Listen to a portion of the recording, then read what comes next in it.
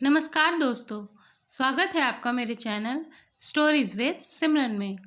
आज की कहानी का शीर्षक है स्वर्ग के दर्शन। लक्ष्मी नारायण नाम का एक बहुत ही भोला लड़का था। वह प्रतिदिन रात में सोने से पहले अपनी दादी से कहानी सुनाने को कहता था।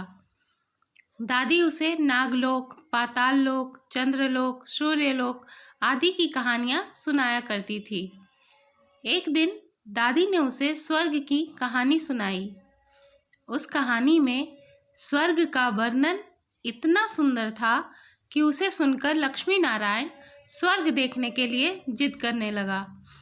दादी ने उसे बहुत समझाया कि मनुष्य स्वर्ग नहीं देख सकता, लेकिन लक्ष्मी नारायण रोने लगा और रोते रोते ही वह सो गया।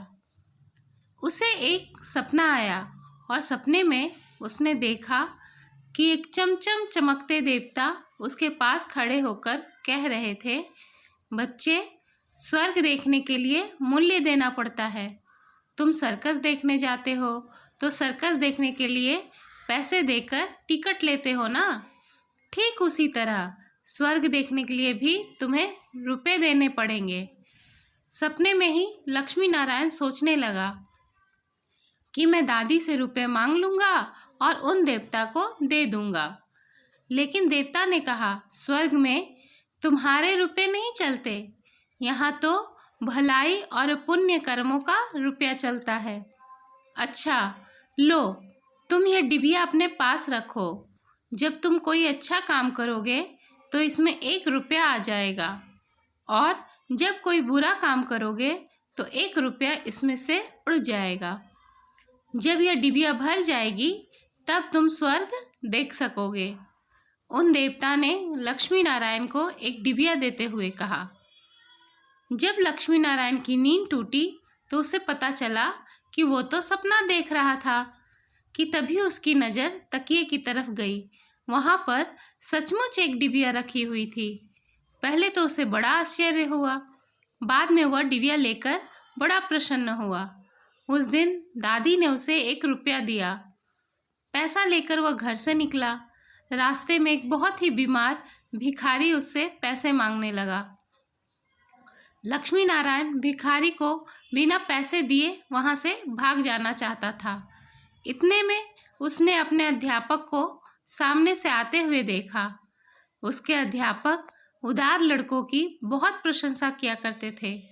उन्हें देखकर लक्ष्मी नारायण ने भिखारी को पैसा दे दिया। अध्यापक ने उसकी पीठ ठोकी और प्रशंसा की। घर लौटकर लक्ष्मी नारायण ने सबसे पहले वो डिबिया खोली जो सुबह उसे तकिए के पास मिला था, क्योंकि वो सोच रहा था कि आज उसने एक भिखारी की मदद की है। लेकिन उसने देखा कि वह डिबिया तो खाली पड़ी थी। इस बात से लक्ष्मी नारायण को बहुत दुख हुआ। वह रोते रोते सो गया। आज रात सपने में उसे वही देवता फिर से दिखाई पड़े और वह बोले, पुत्र, तुमने अध्यापक से प्रशंसा पाने के लिए भिखारी को पैसा दिया था, सो तुम्हें प्रशंसा मिल गई। अब रोते क्यों हो? किसी लाभ की आशा से अगर कोई काम किया जाता है तो वो व्यापार होता है, वह पुण्य नहीं है। दूसरे दिन लक्ष्मी नारायण को उसकी दादी ने 2 आने पैसे दिए। पैसे लेकर वो बाजार जाकर 2 संतरे खरीद लेता है। तब उसे याद आता है कि उसका मित्र मोतीलाल बीमार है, तो वो सोचता है कि घर जाने से पहले क्यों ना वो अपने मित्र से मिल ले, क्योंकि वहाँ से उसके मित्र का घर नज़दीक था। तो वह बाजार से लौटते समय अपने मित्र को देखने उसके घर चला जाता है। मोतीलाल को देखने उसके घर वैद्य आए हुए थे। वैद्य जी ने दवा देकर मोतीलाल की माता से कहा, इसे फलों का रस दें पीने के लिए, इससे उसके तबीयत में सुधार होगा। हो सके तो संतरे का रस जरूर दें। मोतीलाल की माता बहुत गरीब थी। वह रोने लगी और बोली, मैं मजदूरी करके किसी तरह अपना पेट भरती हूँ। इस समय बेटे की बीमारी के कारण कई दिनों से काम करने भी नहीं जा रही। ऐसे में मेरे पास संतरे खरीदने के लिए 1 पैसा भी नहीं है। अब मैं क्या करूं? इतना कहकर वो रोने लगी। ये सब देखकर लक्ष्मी नारायण ने तुरंत अपने दोनों संतरे मोतीलाल की माँ को दे दिए। वह लक्ष्मी नारायण को आशीर्वाद देने लगी। घर आकर जब लक्ष्मी नारायण ने अपनी डिबिया खोली तो उसमें 2 रुपए चमक रहे थे। एक दिन लक्ष्मी नारायण खेल रहा था।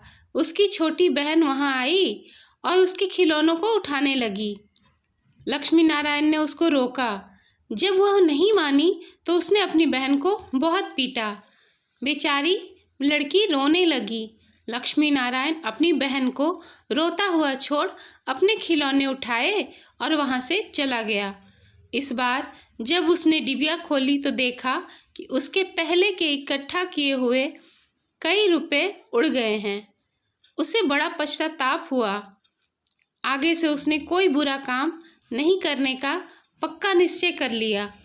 लक्ष्मी नारायण पहले रुपए के लोभ से अपना काम करता था। धीरे धीरे उसका स्वभाव ही अच्छा काम करने का हो गया। अच्छा काम करते करते उसकी डिबिया रुपयों से भर गई। वह स्वर्ग देखने की आशा से प्रसन्न होता। उस डिबिया को लेकर वह अपने बगीचे में पहुंचा।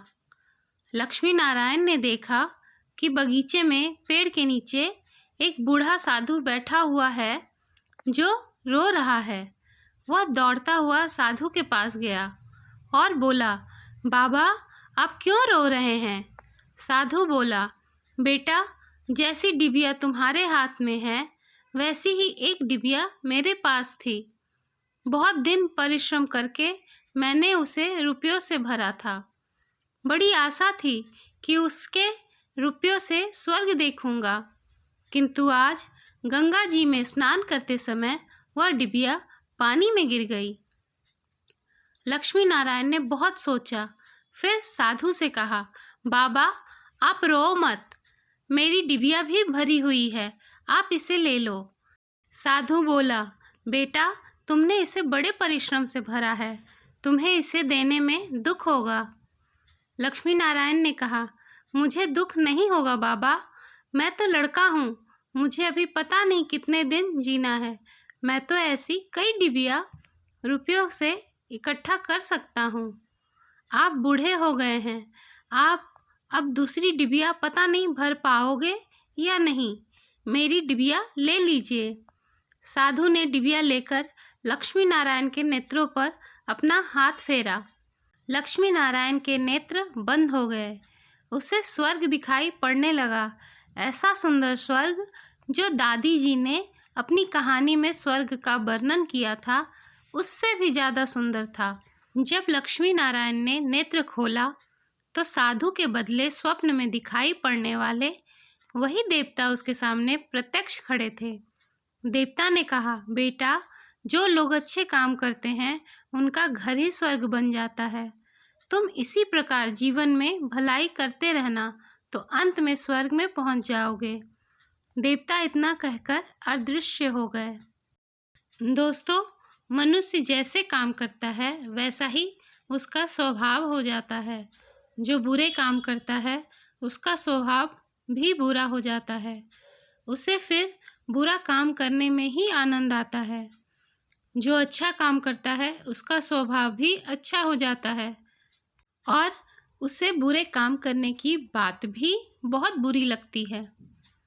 तो दोस्तों, आपको ये कहानी कैसी लगी ये कमेंट में ज़रूर बताइएगा। यदि आपको ये कहानी पसंद आई हो तो इस वीडियो को लाइक और शेयर ज़रूर करिएगा। ऐसी ही कहानियाँ सुनने के लिए मेरे चैनल को सब्सक्राइब करना ना भूलिएगा। बहुत बहुत धन्यवाद।